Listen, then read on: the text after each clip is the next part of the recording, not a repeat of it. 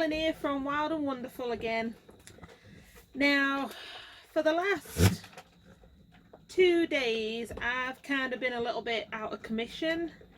I guess I've just been overdoing it a bit too much, and I was getting a lot of pain right here. I still do a little bit. Well, today I went to the doctor's. Oh, you two behave.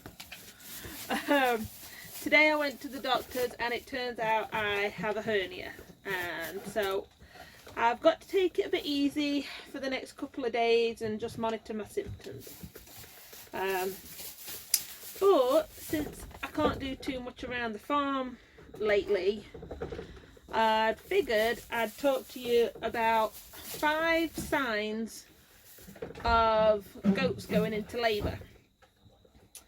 And I figured I'd talk to you about that since Clover and Daisy will be having their babies here before too long.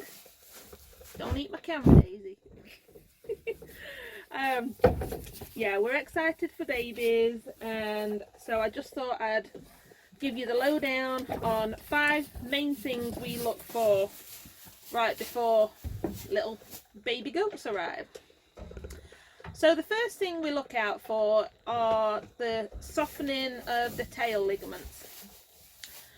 Now, normally you can, if you run your hand, Daisy, if you run your hand down the back of your goat to their tail, you can feel 2 distinct ligaments, and as they're getting closer to giving birth, those ligaments will not only soften but will also completely disappear.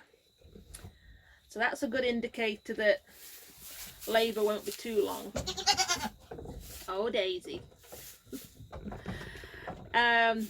Number 2, the second thing we look for is discharge. Now, this can actually happen a few weeks before they even go into labour and give birth. Clover, she's been showing signs, oh,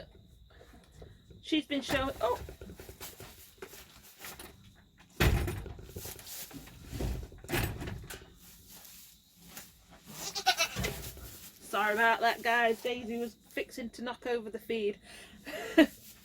But Clover has actually been showing quite a bit of discharge on and off for probably about 4 or 5 days now. She hasn't had enough to give us any concern that she's going to give birth right away or anything. But again, this is a good indicator that they're on the way to getting close to giving birth. And you'll probably notice that they might show a bit more discharge the closer they get. Alrighty, so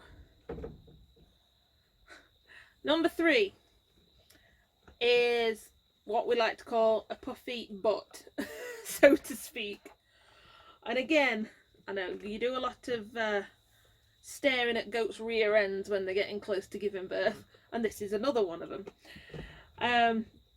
But you'll notice that their vulva can get quite loose and quite puffy looking, almost like it's pushing outward. And that's just due to the lack of room in there and it getting close to labour and delivery. So hopefully, out of the 2 girls, we'll have some babies sooner rather than later. Number 4 is sunken sides.